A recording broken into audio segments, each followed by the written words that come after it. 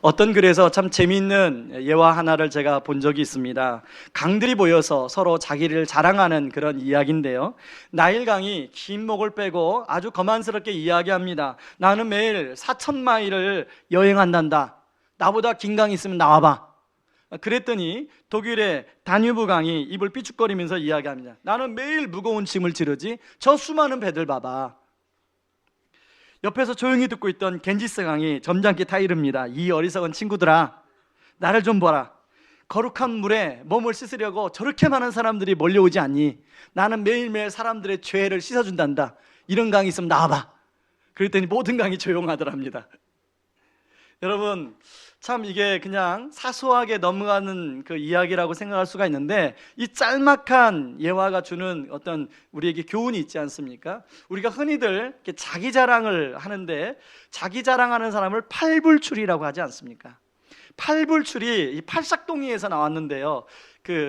좀 더 다른 뜻이 하나 있는데, 7가지 계훈을 어긴 사람을 팔불출이라고 합니다. 첫째가 자기 자랑, 둘째가 마누라 자랑, 세 번째가 자식 자랑, 네 번째가 선조, 조상 자랑, 아비 자랑, 그리고 다섯 번째가 형제 자랑, 여섯 번째가 선배 자랑, 일곱 번째가 고장 자랑. 여러분, 사람들 안에는 이렇게 자기를 자랑하고 싶어하는 이 본성이 있습니다. 옆에 있는 사람한테 이렇게 한번 보세요. 옆에 있는 분은 굉장히 겸손하게 보일 것 같고 자랑하지 않을 것 같은데, 한번 옆에 보세요. 여러분 옆에 누가 앉아 계셨나 보세요. 네. 여러분, 오늘 우리가 살펴보려는 고린도 교회 성도들도 참 자기 자랑이 많았습니다. 그래서 고린도전서 5장 6절에 보면 이렇게 말합니다. 너희가 자랑하는 것이 옳지 아니하도다. 적은 누룩이 온 덩어리에 퍼지는 것을 알지 못하느냐. 고린도 교회는 유달리 자랑이 많았습니다. 그런 이제 고린도 교회가 이렇게 자랑이, 그러면 구체적으로 어떤 자랑이 있었느냐라고 우리가 또 이렇게 질문할 수 있지 않습니까? 그것을 고린도전서 1장 5절부터 7절을 보면 고린도 교회 성도들이 자랑했던 자랑들이 나와요. 5절부터 7절 말씀을 한번 보겠습니다. 여러분, 오늘부터는 성경 본문에 나와 있는 것은 제가 스크린에 준비를 따로 안 했습니다. 성경을 보시면 됩니다. 5절부터 7절을 같이 한번 읽습니다. 이는 너희가 그 안에서 모든 일, 곧 모든 언변과 모든 지식의 풍족함으로 그리스도의 증거가 너희 중에서 견고하게 되어 너희가 모든 은사에 부족함이 없이 우리 주 그리스도의 나타나심을 기다림이니라. 여러분, 그 5절에 보면 모든 언변이라는 나오죠. 이 고린도 교회 성도들은 이 언변에 대한 자랑이 참 많았습니다. 그런가 하면 모든 지식, 굉장히 지식을 가지고 많이 자랑했어요. 그리고 7절에 나오는 모든 은사, 여러분 고린도전서 12장부터 보면 은사에 대한 자랑하는 그런 내용이 나오는데요.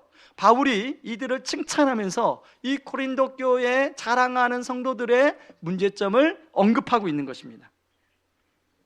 고린도라는 도시는 무역업이 굉장히 활발하게 일어나는 항구 도시였습니다. 그래서 사람들이 저마다 성공을 꿈꾸고 고린도라는 도시에 와서 나름대로 와서 돈도 벌고 자기 인생을 향한 꿈이 있었습니다. 그래서 고린도 도시 문화가 성공지향적인 문화예요. 그러다 보니 고린도 교회 성도들도 역시 성공지향적 문화에 영향을 받아서 그런 것을 추구하게 됐습니다. 특히 거기는 아테네라는 도시가 굉장히 가까웠습니다. 여러분, 아테네 보면 소크라테스 같은 철학자들이 많이 나온 그런 문화적 유서 깊은 도시 아닙니까? 그 아테네의 영향을 많이 받다 보니까 지식에 대한 자랑이 참 많았어요. 그래서 서로 그것을 논쟁하고 자랑하는 것이 그냥 문화가 되어버렸습니다.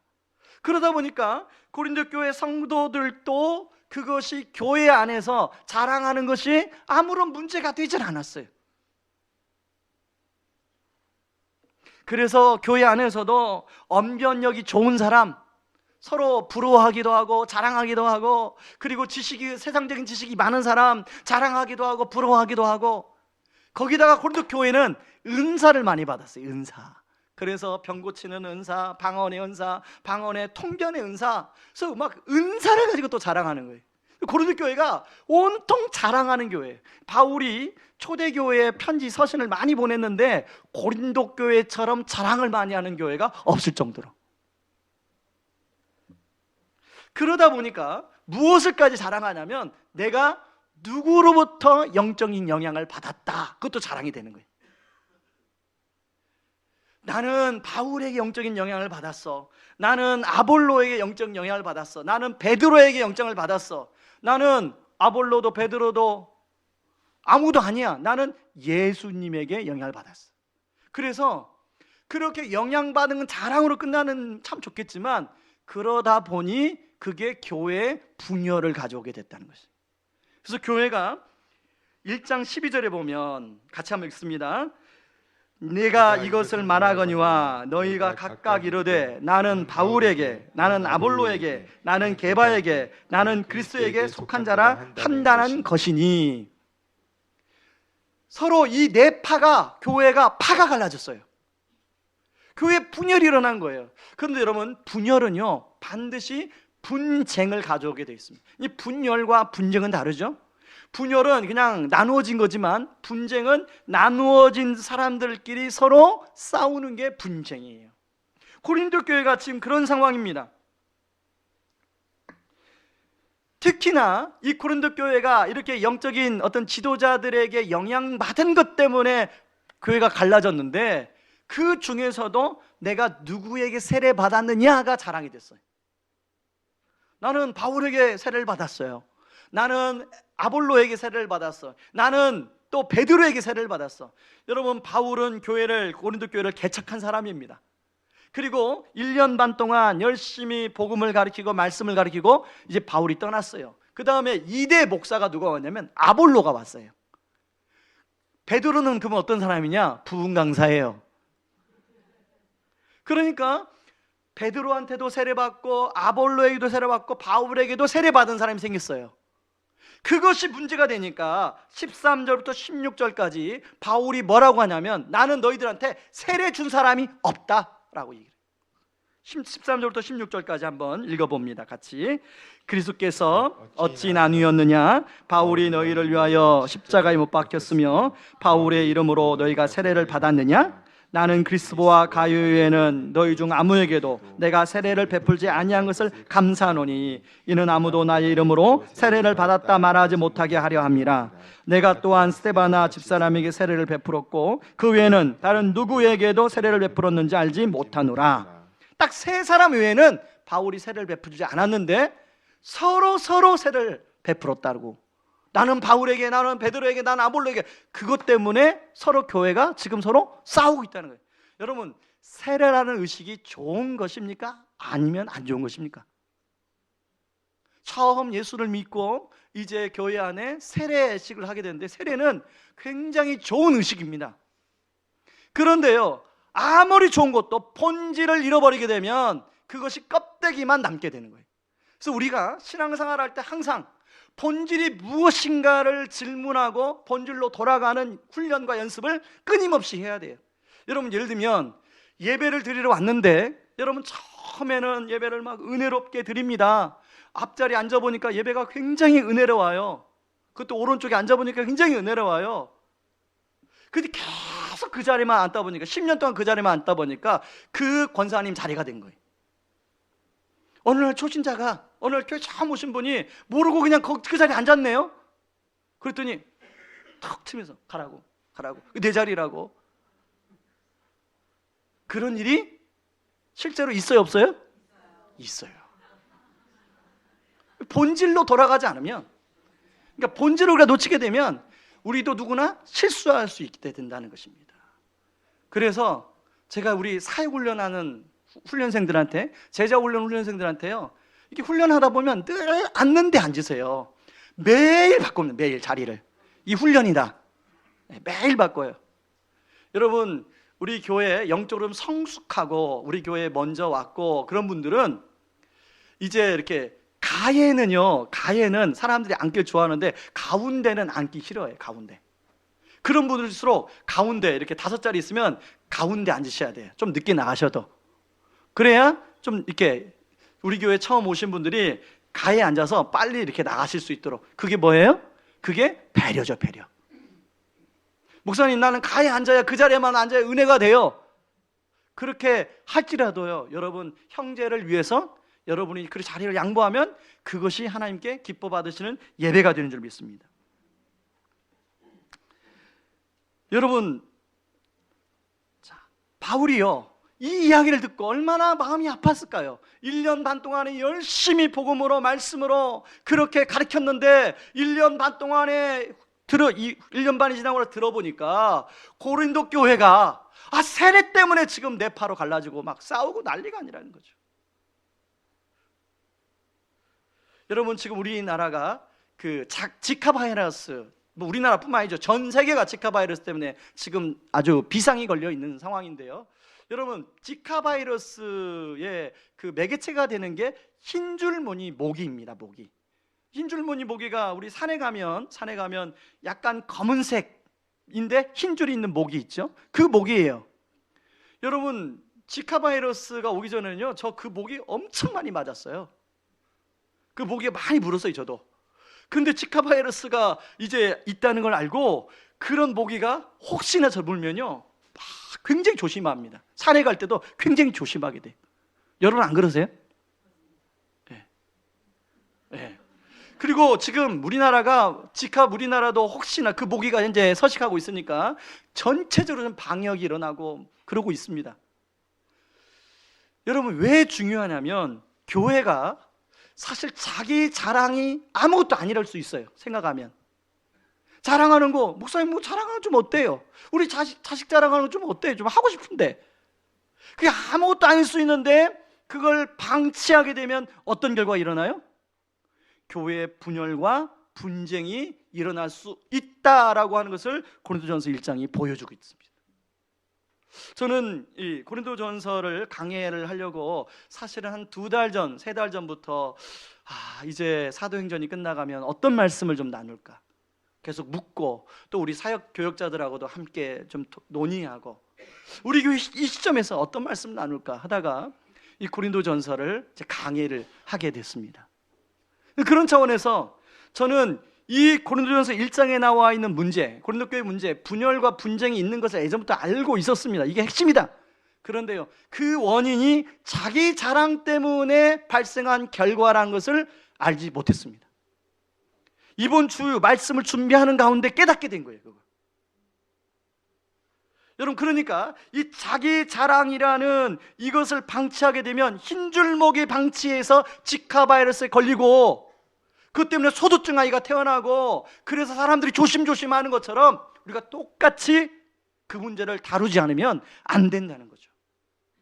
그래서 이 창립 5주년을 향해 가는 의왕 우리 교회 공동체가 더 건강한 교회로 가기 위해서 이런 어떻게 보면 사소할 수 있지만 이런 부분들을 우리가 미리 예방하고, 그리고 타산지석으로, 고린도 교회를 타산지석으로 삼아서 의왕 우리 교회가 건강한 교회로 가는 것이 정말로 중요하다고 생각합니다. 여러분, 교회가 건강하지 못하면요, 그 피해가 고스란히 성도들에게 돌아가요. 저는 그동안에 목회를 하면서 제가 전도사로 섬겼던 교회, 너무나 그 교회만 생각하면 너무 마음이 아파요. 4년 동안 그 교회를 섬겼는데요, 그 교회를 섬기면서 참 교회가 어려워지고 힘들어지니까 그 피해가 성도들에게 고스란히 가는 거예요. 여러분, 그것은 겪어보지 않은 사람 모릅니다. 그렇기 때문에 저는 여러분들이 그런 피해가 아니라 하나님, 교회를 통하여 주시는 하나님의 영적인 복을 누리기를 원합니다. 그러기 위해서는 우리 교회가 정말로 건강하게 잘 세워지는 것이 정말 중요하다고 생각합니다. 그런 차원에서 그러면 우리 교회가 건강한 교회가 되기 위해서는 2가지 스스로 우리 질문을 좀 던져보고 생각해 보기를 원하는데요. 첫 번째는 나는 무엇을 자랑하는가라는 질문을 좀 제가 던져보기를 원합니다.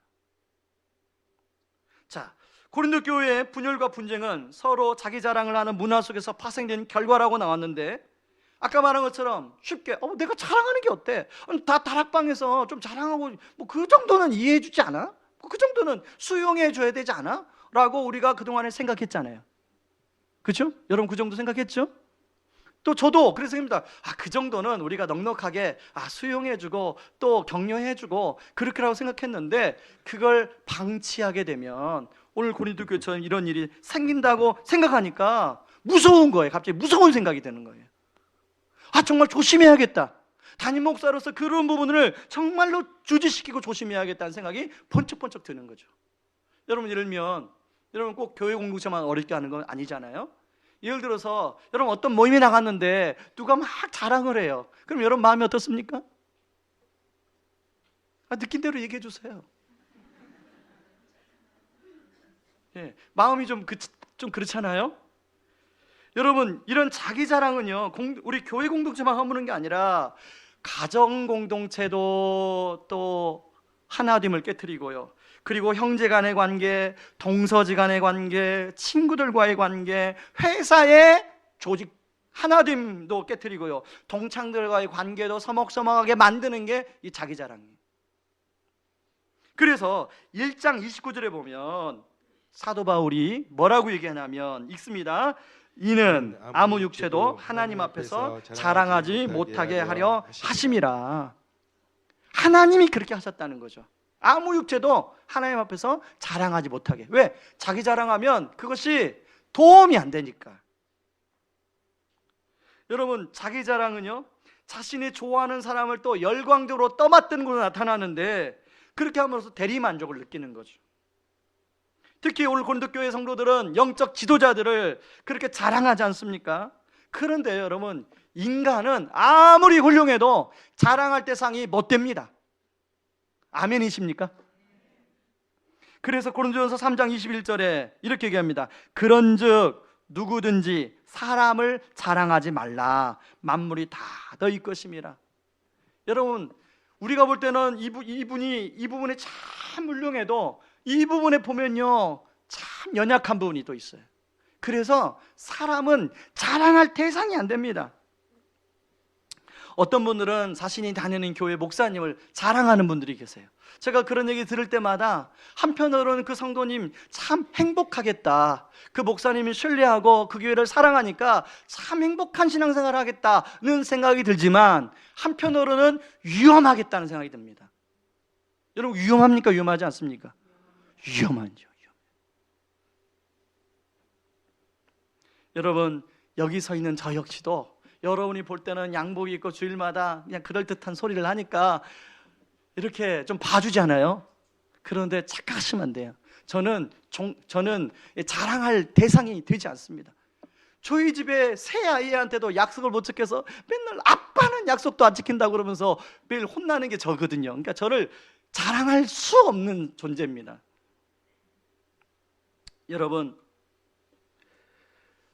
인간은 저를 포함 뿐만 아니라 모든 인간은 자랑할 근거가 없어요.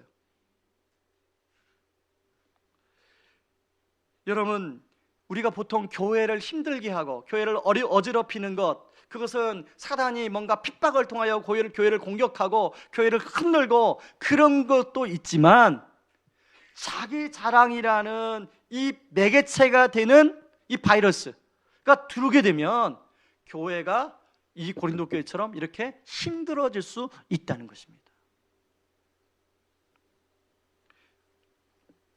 제가요, 이 말씀을 준비하는데요, 하나님 앞에 책망을 많이 들었어요.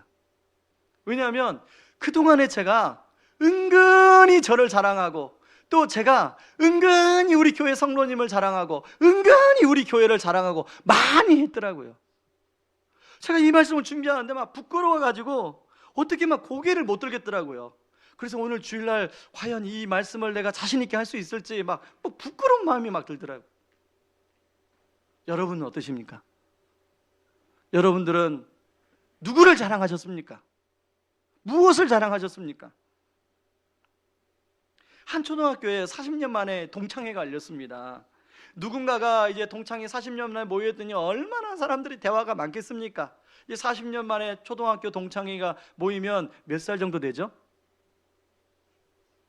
한 50대 중반 정도 되니까 이제 그래도 그 대화를 분석을 했는데요, 한 친구는 돈을 번 자랑을 그렇게 하더라는 거예요. 또 한 친구는 자식 자랑을 그렇게 하더라는 거예요. 한 친구는 자식 자랑 못하니까 손자 자랑을 그렇게 하더라는 거예요. 그러니까 한 친구는 또 골프 자랑을 그렇게 하더라는 거예요. 또 한 친구는 자동차 자랑을 그렇게 하더라는 거예요. 한 친구는 또 집 자랑을 하고요, 여행하고 온 자랑을 하고, 진짜 자랑할 게 없으니까 개 키우는 자랑을 하더래요. 여러분, 우리가 무슨 자랑을 하고 사십니까? 여러분, 이런 자랑을 들으면 마음이 기쁘십니까? 그래서 바울은요 31절에 자랑하려면 주 안에서 자랑하라고 이야기하고 있습니다. 여러분, 여기 주 안에서 자랑을 다른 번역본 새번역 성경과 영어 성경의 NLT를 보면, 새번역 성경은 주님을 자랑하라 이렇게 번역하고 있고, NLT에서는 주님이 하신 일을 자랑하라고 얘기하고 있어요. 주님이 하신 일이 뭐예요? 주님이 우리를 위해서, 저와 여러분을 위해서 십자가에 못 박히신 그 사건, 바로 자랑할 것은 그거밖에 없다는 거예요. 여러분, 고린도전서 1장은요 1장 1절부터 1장 31절까지 보면 바울이 절절마다 반복되는 단어가 있는데요, 그리스도 예수를 반복하고 있어요. 다 찾아보기는 그러니까 1절에서 3절까지만 찾아보겠습니다. 여러분, 1절부터 3절까지 한번 읽습니다. 하나님의 뜻을 따라 그리스도 예수의 사도에 부르심받은 바울과 형제 소스데데는, 그 1절에 보면 그리스도 예수의, 거기에 동그라미를 치시 바랍니다. 그런가 하면 2절에 고린도에 있는 하나님의 교회 곧 그리스도 예수 안에서 거룩하여 주고 성도라 부르심을 받은 자들과, 또 각처에서 우리 주 곧 그들과 우리 주 되신 예수 그리스도의 이름을 부르는 모든 자들에게, 3절 하나님 우리 아버지와 주 예수 그리스도로부터 은혜와 평강이 있기를 원하노라. 그 이후에도요 절절마다 사도 바울이 계속 강조하고 있는 게 예수 그리스도를 강조하며 이야기하고 있어요. 다시 말해서 참된 지혜와 능력이 무엇냐? 사도 바울은 예수 그리스도라고 이야기하고 있고, 그 중에서도 예수 그리스도의 십자가가 참된 능력이라고 이야기하고 있습니다. 그래서 여러분, 고린도전서 1장 22절 24절에 보면 유대인은 표적을 구하고 헬라인은 지혜를 찾으나, 이 뭐냐면 유대인은 표적을 자랑하고 헬라인은 지혜를 자랑하나, 24절 마지막에 보면 그리스도는 하나님의 능력이요 하나님의 지혜니라 라고 얘기합니다. 토요일 아침마다 우리 순장님들하고 이제 여러분 다락방을 위해서 같이 나누고 준비하는 시간을 갖는데요, 한 달에 한 번 정도는 우리가 좋은 책을 가지고 스터디하고 그것을 서로 발표하는 시간을 갖습니다. 어제는 대전에 있는 제자들 교회 그 전도서 그룹 사례를 가지고 우리가 함께 나누었는데요, 이제 조별로 발표하는데 6조인데 한 분이 나오셔서 각 조별로 핵심 키워드, 그 책의 핵심 키워드를 이야기하라고 하니까 한 조에서 간증이요 이렇게 말씀을 했습니다. 그 책에 보면 간증이 참 많이 나와요. 그러니까 소그룹에, 우리 다락방 소그룹에 안 믿는 자기 이웃들을 초대해서, 그리고 본인이 이제 예수 믿은 간증을 하고, 그리고 또 그렇게 해서 예수 믿은 사람들의 간증이 많이 그 책에 실려 있어요. 근데 그 간증을 보니까 핵심이 뭐냐면 예수 그리스도예요. 자기 자랑이 아니라 핵심이 예수 그리스도예요. 제가 그 책을 읽으면서 참 너무 한편은 부러운 게 뭐냐면, 야, 이 교회 성도님은 좋은 목사님 만나서 이렇게 예수님을 자랑하는구나. 우리 교회 성도님도 나 때문에 이렇게 예수님을 자랑하는 성도님들이 됐으면 좋겠다. 아멘이십니까? 여러분, 예수님을 자랑하면요, 여러분 저 깊은 곳에서 엔돌핀이 솟아오릅니다. 여러분 안 해보신 분들은 꼭 해보세요. 내가 그냥 우리 교회 목사님은 잘생기셨어요 이렇게 하지 마시고, 저 아닙니다. 네, 저 아니에요. 그리고 우리 교회가 좋아요, 뭐 우리 교회 성도들이 좋아요, 뭐 우리 교회가 뭐 학교에 있어요, 이런 얘기 절대 하지 마시고 여러분 예수 그리스도를 자랑하시기 바랍니다. 그러면요 예수 그리스도를 자랑하면 나도 모르는 그 능력이 안에서 솟아올라요. 지난 주입니다. 한 집사님이 사업 때문에 갑자기 뭐 상담하고 싶다고 저한테 연락이 왔어요. 그래서 그 집사님하고 식사를 하면서 이런저런 얘기를 나누는데 그분이 하는 얘기가 뭐냐면, 목사님, 사업이 너무너무 힘들고 어려운데 제가 살아가는 이유가 뭔지 아십니까? 제가 천도 폭발을 통해서 복음을 암기하고 그 복음을 외칠 때마다 제가 살아 움직이는 것 같아요. 거기서 힘을 얻어요.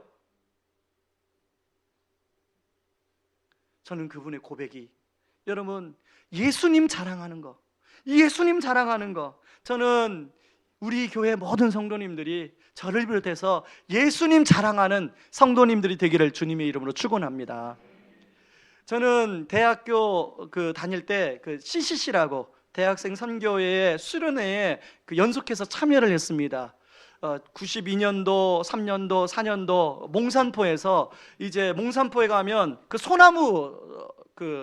소나무 모래밭이 있습니다. 거기에서 한 10,000명 정도의 대학생이 모여가지고 이제 집회를 하는데요. 집회가 다 끝나고 이제 마지막은 뭘로 마무리하냐면, 김중훈 목사님이 항상 백문일답을 합니다.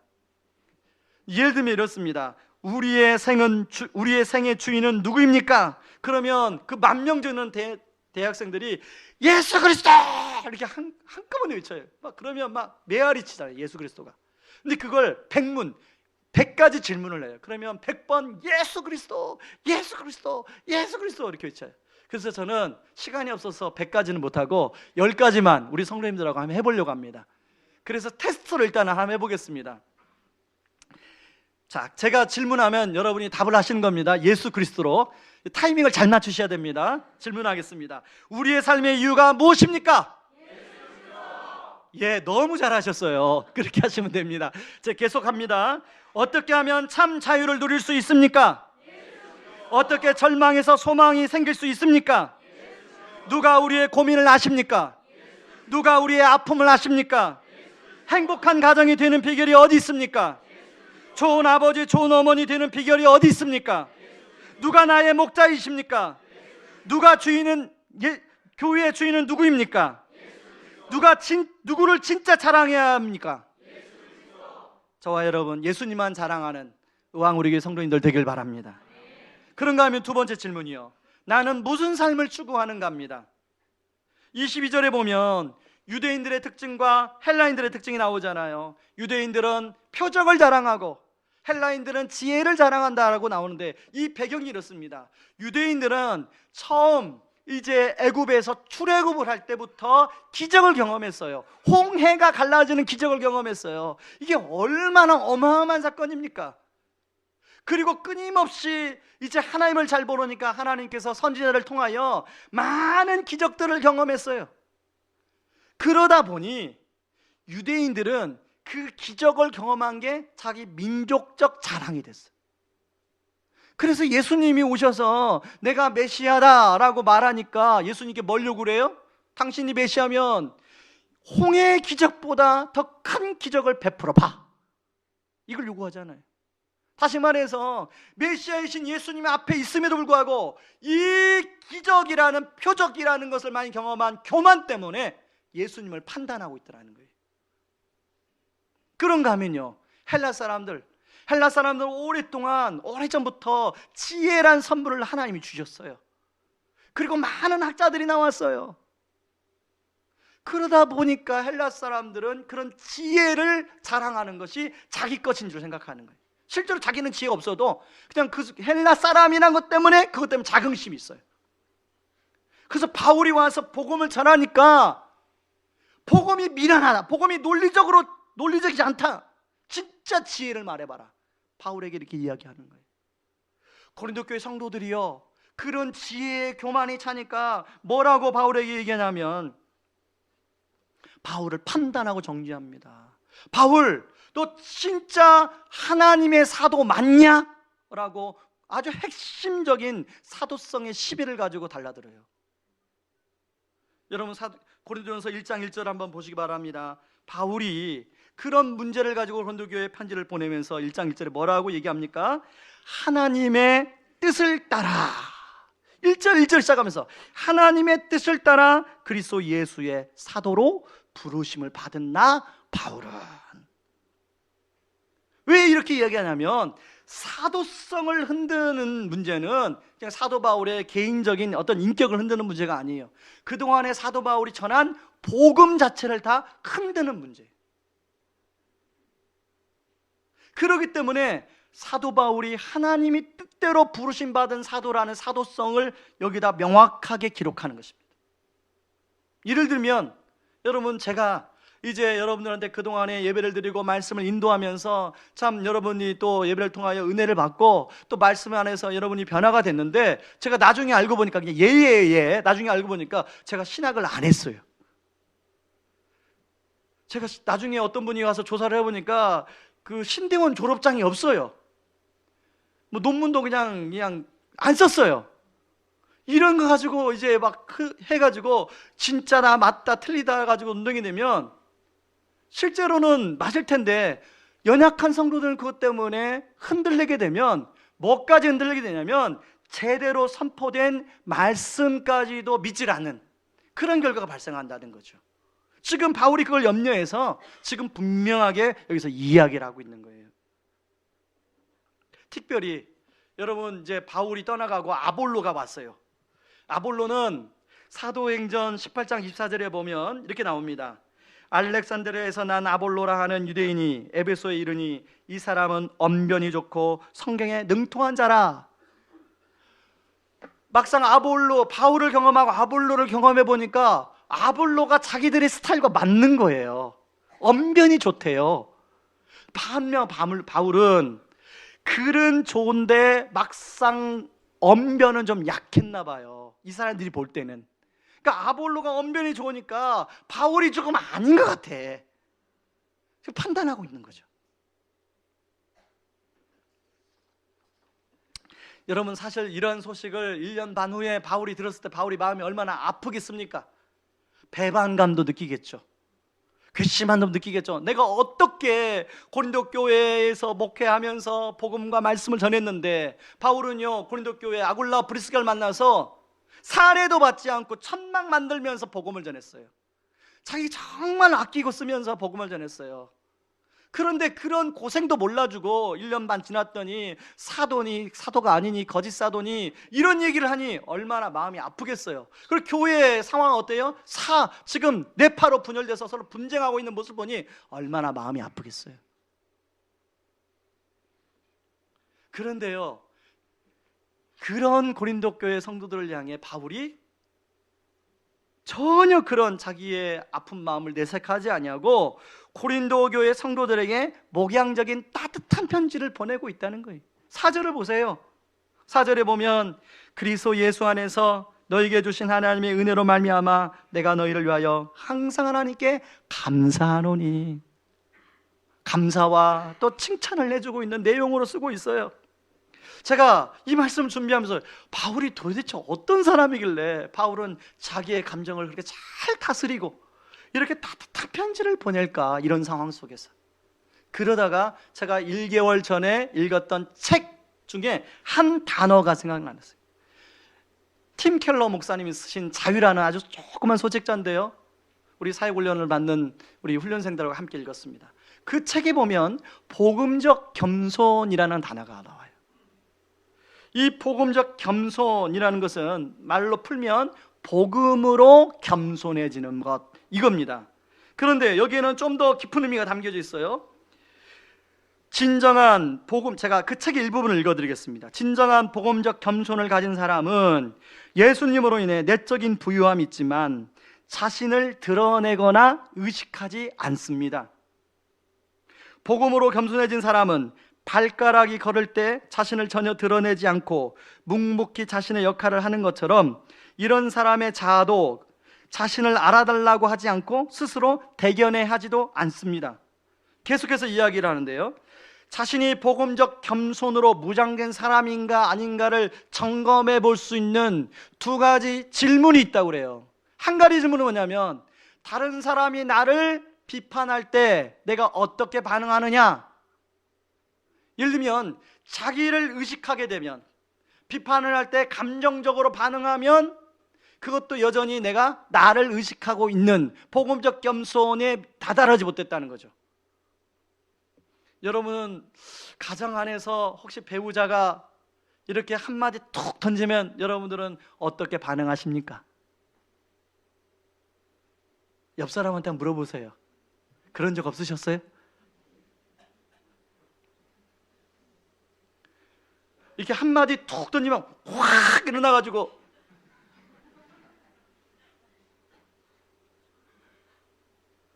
여러분 수시로 가정 안에서 있을 수 있는 일이잖아요.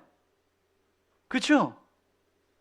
그럴 때 내가 감정적으로 반응하면 복음적 겸손이 아니라는 거예요. 왜요? 내가 여전히 나 자신을 의식하고 있기 때문에.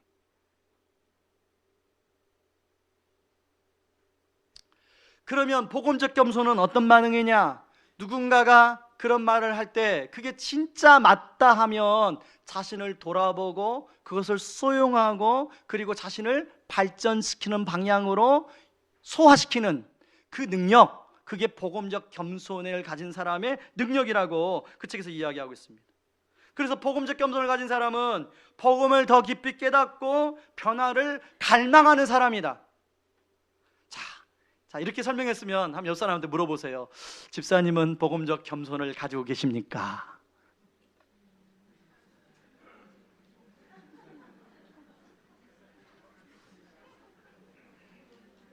자, 제가 이 질문을 저에게 해보니까 아직 복음적 겸손에 다다르지가 못하고 있더라고요. 상당히 누군가가 이제 여러분 이렇게 한 교회를 운영하다 보면요, 이렇게 여러 이야기가 들립니다. 여러 이야기가 들리면 그 중에서는 저를 이렇게 칭찬하고 격려해주는 이야기가 있는가 하면 또 저와 생각이 달라서 이제 좀 저를 이렇게 비판하는 그런 이야기도 들려요. 그런데 그런 얘기를 들으면 제가 복음적 겸손을 가지고 저를 돌아보고 점검하고 이렇게 하는 것도 있는데 어떤 것은 오랫동안 마음속에 남아요. 성경 말씀은 그냥 잊어버리고 묵상이 잘 안 되는데 그런 말은 들으면 묵상이 어떻게 잘 되는지 몰라요. 그럴 때마다 주님, 제가 더 복음적 겸손을, 그런 복음적 겸손의 영성을 갖게 하여 주옵소서 기도하는 거죠. 저는 여러분들도 더 복음적 겸손으로 나아갈 수 있는 은혜가 있기를 바랍니다. 그런가 하면요, 복음적 겸손의 영성을 가졌는지 안 가졌는지 또 하나 질문이 있는데요, 다른 사람이 자신을 칭찬할 때 어떻게 반응하느냐를 보면 이 사람이 복음적 겸손인지 아니면 거짓 겸손인지를 알 수 있다는 거죠. 여러분, 누군가가 여러분의 칭찬을 받아보셨죠? 특히 우리 여자분들은 예쁘다고 하면 굉장히 좋아하잖아요. 그렇죠? 할머니들도, 우리 어머니 장모님도요, 투병하고 있는데도 어머니 참 예쁘세요 그러면 되게 좋아하세요. 어떻든 간에 여러분, 우리가 주변에 칭찬받잖아요. 칭찬받을 때 여러분은 어떻게 반응하십니까? 아무튼 상상에 맡기겠습니다. 제가 예를 하나 들겠습니다. 여러분, 제가 사진 하나를 보여드립니다.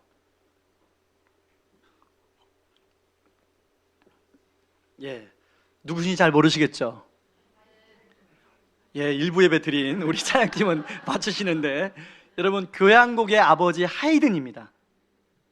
이 하이든이 천지창조라는 오라토리오를 3년 동안에 작곡을 했는데요, 이제 창세기와 그리고 신라권을 보면서 작곡을 했는데, 초연을 할 때 올스타 빈에서 초연을 하는데 그때 아팠어요. 그래서 원래 작곡자가 앞에서 그걸 이렇게 들어야 되는데 못 듣고 저 아픈 몸을 입고 저 뒤에서 앉아서 그 곡을 들었어요. 지휘자가 멋있게 이제 지휘를 했습니다. 그랬더니 끝나고 나니까 막 사람들이 기립하여 막 박수를 치는 거예요. 근데 지휘자가 촥 하면서 사실 이 곡을 작곡하신 분은 저기 계신 분입니다 하고 잠깐 일어서시라고 하니까 또 그 사람들이 일어서서 뒤를 보면서 막 박수를 치는 거예요. 하이든이 쫙 정리하면서 사실은 이 박수를 받을 분은 한 분밖에 계시지 않습니다. 우리 위에 계시는 우리 하나님 아버지가 그 박수를 받으셔야 됩니다. 그리고 우리 하나님께 박수를 올립시다 하고 빠르게 박수를 쳤어요. 아멘이십니까? 이거야말로 진정한 복음적 겸손이라는 거죠. 저와 여러분이 정말로 복음적 겸손으로 나아가는 은혜가 있기를 바랍니다. 말씀을 마무리하면서요, 저는 오늘 교회 이제 설교 제목, 주보에 나간 설교 제목을 보고 참 양심에 좀 찔렸습니다. 왜 찔렸냐면 더욱 건강한 교회를 꿈꾸며 라는 이게 제목인데요, 이 전제 안에는 현재 우리 교회가 건강하다는 교만이 들어가 있다는 거예요. 성령께서 깨닫게 해주시는 거죠. 이 설교 제목을 주보 만들 때는 몰랐는데 말씀을 거의 마무리할 때 성령께서 깨닫게 해주셨어요. 그래서 원래 제목, 제대로 된 제목은 그냥 건강한 교회를 꿈꾸며가 맞습니다. 여러분, 교회도 자랑할 게 아닙니다. 우리 이 지상의 교회는 항상 허물이 많은 교회예요. 그래서 여러분들이 정말로 우리가 교회를 자랑할 게 아니라 우리가 자랑할 분은 딱 한 분밖에 없어요. 예수 그리스도. 그리고 우리가 영광 돌릴 분은 저 하나님 한 분밖에 없는 줄 믿습니다. 예. 우리 한번, 자, 말씀하셨는데 우리가 영광 돌릴 분은 누구십니까? 이 시간에 그런 마음으로 우리 예수 이름 높이세 같이 찬양하고 나가길 원합니다. 수많은 무리들 줄지어 그분을 보기 위해 따르네 평범한 목수이신 그분 앞에 모든 무릎이 꿇어 경배하네. 같이 찬양하며 나아갑니다. 예수 이름 높이세 능력의 그 이름 예수 이름 높이세 구원의 그 이름 예수 이름을 부르는 자 예수 이름을 믿는 자 예수 이름 앞에 나오는 자 복이 있도다. 한 번 더 예수 이름 높이세. 예수 이름 높이세 능력의 그 이름 예수 이름 높이세 구원의 그 이름 예수 이름을 부르는 자 예수 이름을 믿는 자 예수 이름 앞에 나오는 자 복이 있도다. 수많은 무리들 줄지어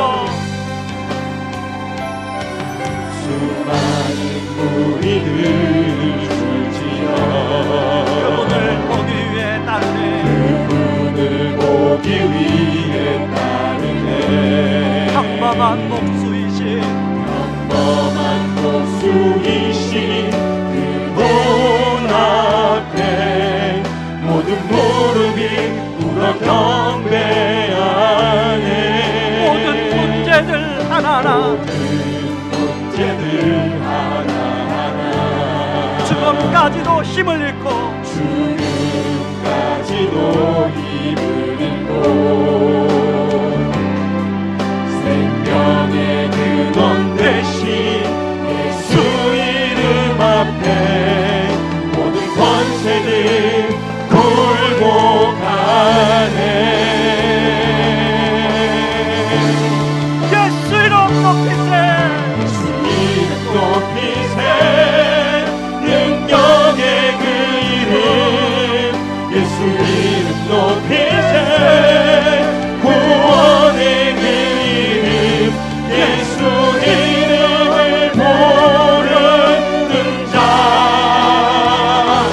예수 이름을 믿는 자 예수 이름 앞에 나오는 자 복이 있도다. 여러분, 무엇을 자랑하며 사십니까? 여러분, 다른 사람이 비난할 때, 칭찬할 때 저와 여러분들은 어떻게 반응하십니까? 여러분, 한번 돌아보시기 바랍니다. 이 시간에 그걸 돌아보시고 여러분, 우리가 2절 찬양을 다시 한번 할 때 하나님, 제가 정말로 예수 이름만 자랑하는 삶이 되게 하여 주시옵소서. 하나님, 제가 복음적 겸손으로 무장하는 삶이 되게 하여 주시옵소서. 우리 그런 마음으로, 기도하는 마음으로 2절 찬양 같이 찬양하며 나아갑니다. 나의 계획이 실패하고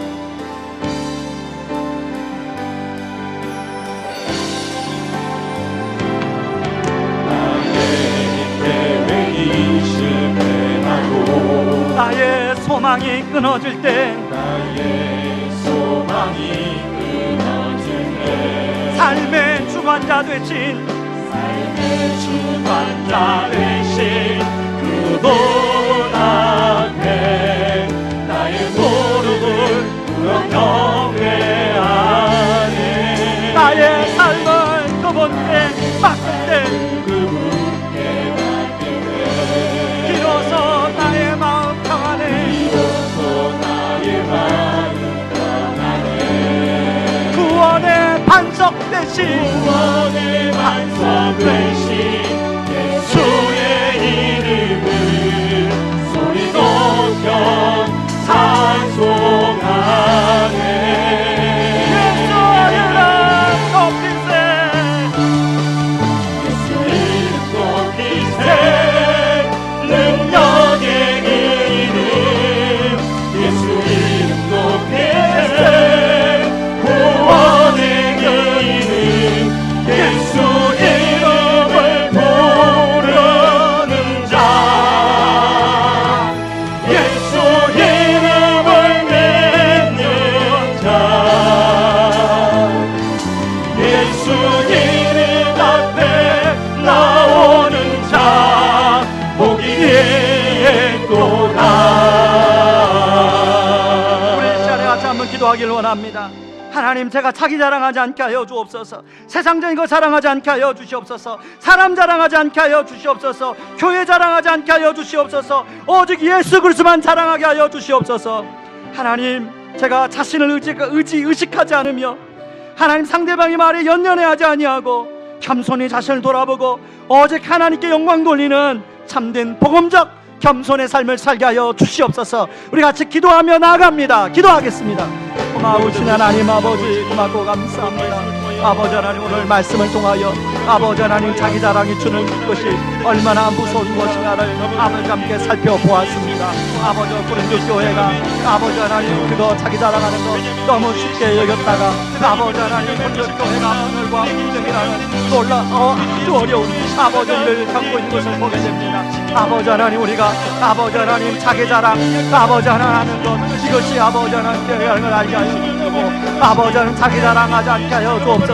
아버지 세상 자랑하지 않게 하여 주시옵소서. 사람 자랑하지 않게 하여 주시옵소서. 오로지 아버지 내 일절 속에서 내 마음 속에서 아버지 예수 그리스도만 자랑하게 도와주시옵소서. 아버지 하나님, 우리가 복음적 겸손의 삶을 살길 원합니다. 아버지 하나님, 사람 나를 비판할 때 아버지 하나님 어떻게 반응합니까? 하나님 나를 칭찬할 때 아버지 하나님 어떻게 반응합니까? 아버지 하나님, 정한 아버지 복음적 겸손은 아버지 자신을 의식하지 않음으로 말미암아 아버지 비난할 때 그 비난에 의해서 겸손히 자기를 돌아보고 아버지 거기서 교훈을 발견하고 아버지 자기가 아버지 하나님 변화하는 계기로 삼는 것이 진정한 복음적 겸손을 가진 사람의 반응이라고 말씀하고 있습니다. 아버지 하나님, 사도 바울이 그것을 보여주고 있는데 아버지 우리가 그런 복음적 겸손에 아버지 하나님 반응을 하며 나아갈 수 있도록 하나님 아버지 도와주시옵소서. 아버지 아이들처럼 아버지 칭찬하고 아버지 사람들이 날 높여줄 때 아버지 오로지 아버지 하나님께만 영광 돌리는 아버지 우리가 될 수 있도록 도와주시옵소서. 아버지 하나님, 바라옵기는 의왕 우리 교회가 아버지 예수만 사랑하는 아버지 하나님 오로지 예수만 높이는 아버지 하나님께 영광 돌리는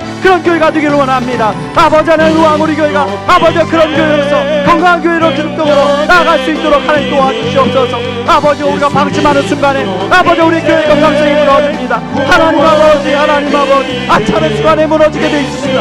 아버지 종이 항상 격려하게 도와주시고 아버지 하나님 격려하게 도와주시고 아버지 오로지 아버지 육신의 예수 그리스도가 남을 수 있도록 아버지 예수 그리스도가 우리 살아낼 수 있도록 아버지여 도와주시옵소서. 아버지 하나님, 아버지 예수님만 사랑하는 교회가 되게 하여 주옵소서. 이 예수님만 높이는 교회가 될 수 있도록 하나님 아버지여 도와주시옵소서.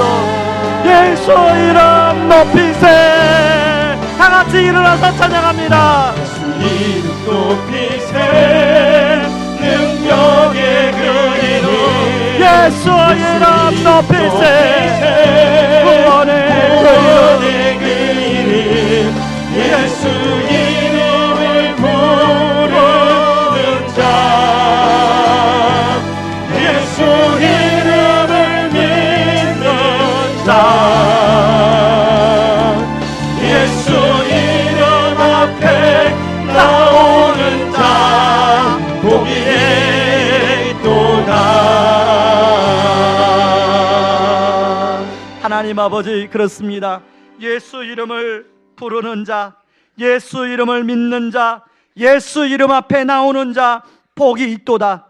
하나님, 이 말씀이 우리 성도님들에게 그대로 삶의 역사로 나타나게 하여 주시옵소서. 하나님 아버지, 우리가 자기 자랑하지 않고 세상 자랑하지 아니하고 하나님 불필요한 것 자랑하지 아니하고 오로지 예수님만 자랑하는 우리가 될 수 있도록 도와주시옵소서. 하나님, 복음적 겸손으로 우리가 무장하기를 원합니다. 다른 사람이 나를 향하여 비판할 때 하나님 감정적으로 반응하는 것이 아니라 내가 자기를 의식하지 않으며 아버지 그 객관적인 사실을 가지고 자기를 돌아보고 오히려 발전시키는 계기로 삼게 하시고, 다른 사람이 나를 칭찬할 때 아버지 그 우쭐대는 마음으로 내가 영광을 누리는 것이 아니라 하나님, 저 위에 계신 우리 하나님 한 분께만 영광 돌리는 참된 복음적 겸손의 삶으로 나아가는 의왕 우리 교회 성도님들 되게 하여 주옵소서.